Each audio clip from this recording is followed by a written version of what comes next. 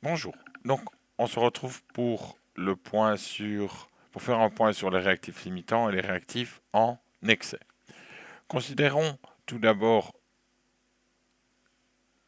la production d'acide chlorhydrique à partir de dihydrogène gazeux, et on le fait réagir avec du dichlore gazeux pour obtenir ce que l'on souhaite de l'acide chlorhydrique.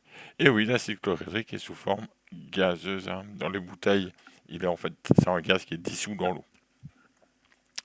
Alors, l'équation, elle est équilibrée, d'accord? Et l'équation équilibrée montre que l'hydrogène et le chlore réagissent dans un rapport stéchiométrique de 1 pour 1. Donc,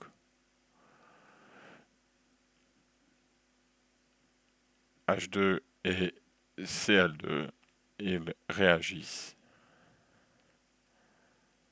dans un rapport de 1 pour 1.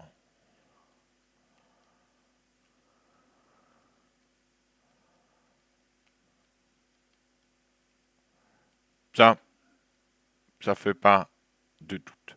C'est-à-dire que à la fin de la réaction, on va consommer l'entièreté du dihydrogène ainsi que l'entièreté du dichlore, puisque une mole de dihydrogène réagit avec une mole de dichlore pour former 2 moles d'acide chlorhydrique. Que se passe-t-il? Je vais réécrire mon équation, hein, ce sera plus simple. Que se passe-t-il si je décide de faire réagir 2 moles de dihydrogène avec une mole de dichlore? C'est-à-dire que je vais utiliser ici, on va mettre le nombre de moles. On va avoir 2. Et là, je vais en prendre une. Que va-t-il se passer à la fin de la réaction?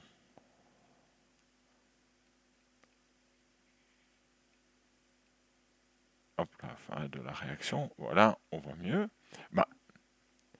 C'est-à-dire combien de moles d'acide chlorhydrique vais-je produire? Vous savez quoi? On va toujours faire simple, on va faire 1 pour 1. Donc, qu'est-ce que je vais avoir? Tout le dihydrogène aura réagi, tout le dichlore aura réagi, et je reproduis 2 moles d'acide chlorhydrique. Maintenant, si je refais la même chose,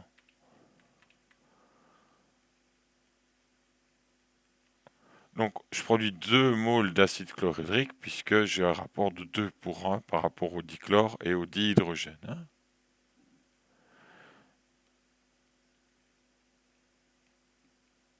Voilà. Je vais garder mes mêmes couleurs. Donc ici, pour faire plus court, je vais mettre au départ. Et ici, on va toujours mettre à la fin de la réaction. Après, on mettra à l'équilibre. Donc, excuse-moi, ici, je vais démarrer avec 2 moles de dihydrogène et 1 mole de dichlore. Alors, qu'est-ce qu'on remarque? C'est que on a plus de dihydrogène que de dichlore.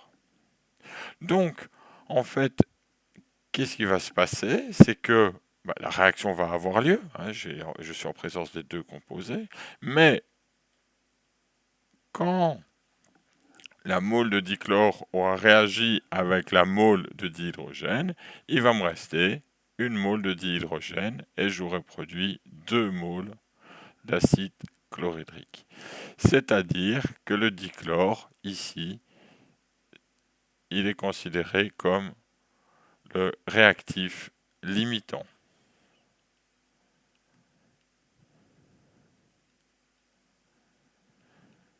Ça veut dire quoi?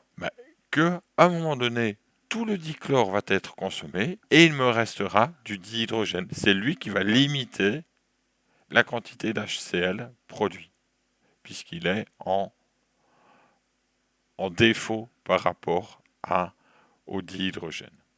Donc c'est ça, c'est celui qui est en défaut. Alors on peut dire l'inverse, Alors, on va le mettre en quelle couleur ici, que dans ce cas-ci, le dihydrogène, c'est le réactif en excès, puisqu'il m'en reste à la fin de la réaction.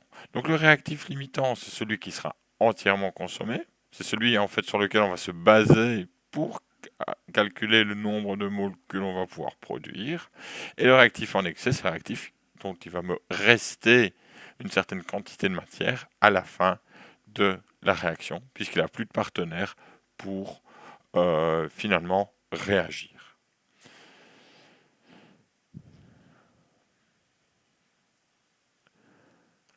Alors, il y a plein d'exercices, plein... Je vais essayer d'en trouver un.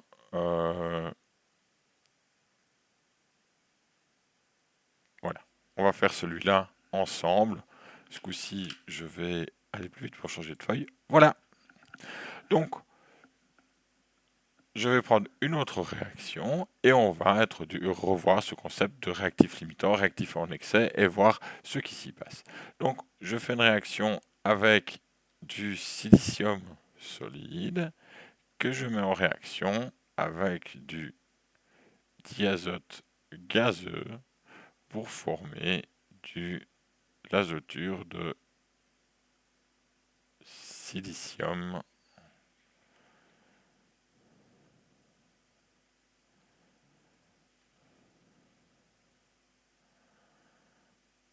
N4. Voilà.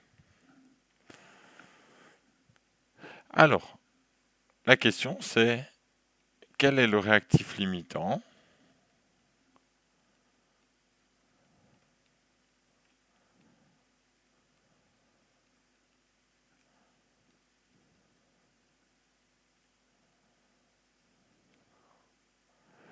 Lorsque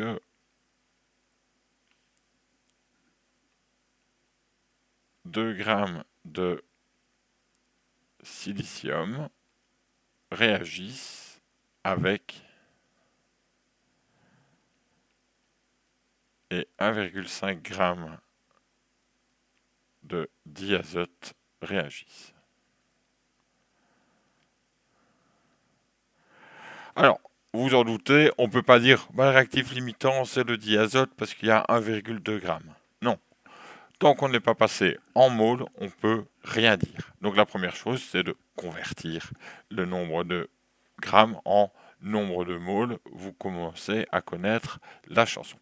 Donc le nombre de moles de silice, c'est égal à 2 divisé par sa masse atomique qui est de 28,9, c'est-à-dire qu'on a 0,0712 moles de silicium. Le nombre de moles de diazote, c'est égal à 1,5 g. Divisé, ça va être 28 aussi. 28. Ah bah ça alors, c'est 2 fois 28,09.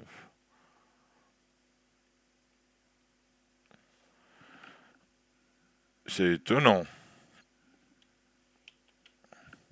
En fait, du libre, j'étais vérifié. Oui, c'est 2 fois, c'est le même. Enfin, ça change rien, ça m'avait juste surpris.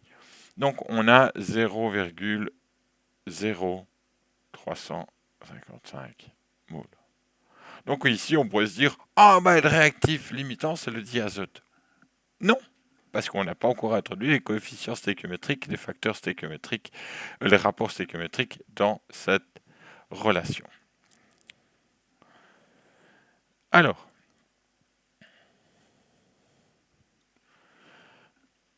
on a une relation pour le silicium de 3/2 et pour le diazote de 2/3. C'est ce que l'on va faire et ainsi on va pouvoir déterminer qui est le réactif limitant et qui ne l'est pas.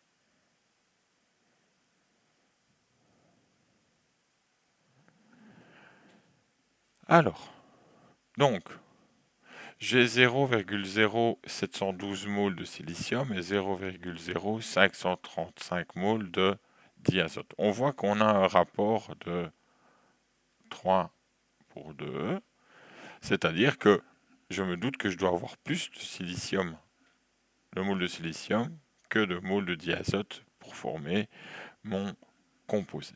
Est-ce que ces relations sont exactes ou pas? C'est ce que on va voir. Donc, pour déterminer le réactif limitant, ce qu'on va faire, c'est que on va calculer le rapport unitaire. Je m'explique. En fait, je peux dire que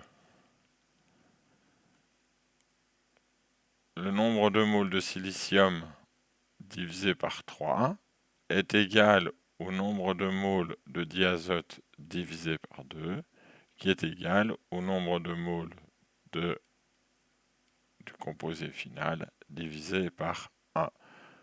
C'est une autre vision des rapports stéchiométriques et c'est relativement utile pour déterminer les réactifs limitants ou les réactifs en excès. On va en fait comparer les rapports unitaires.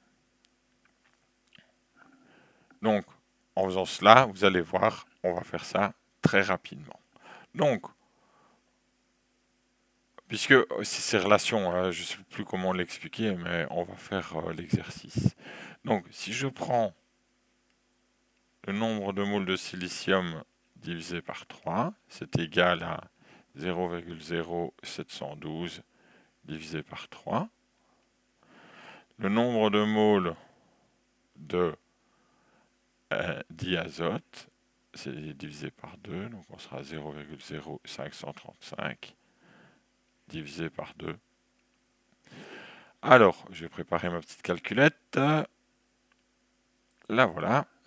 Et je vais avoir 0,0712 divisé par 3, 0,237. 0,237. Et pour mon diazote, le voilà, 0,0535 divisé par 2, 0,267.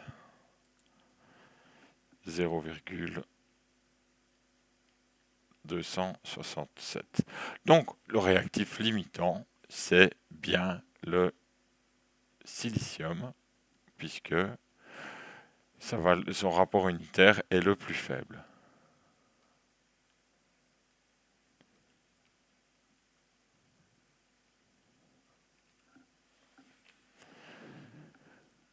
Maintenant que j'ai mon réactif limitant, je peux déterminer, on va quand même faire déterminer la masse de Si3N4 produite.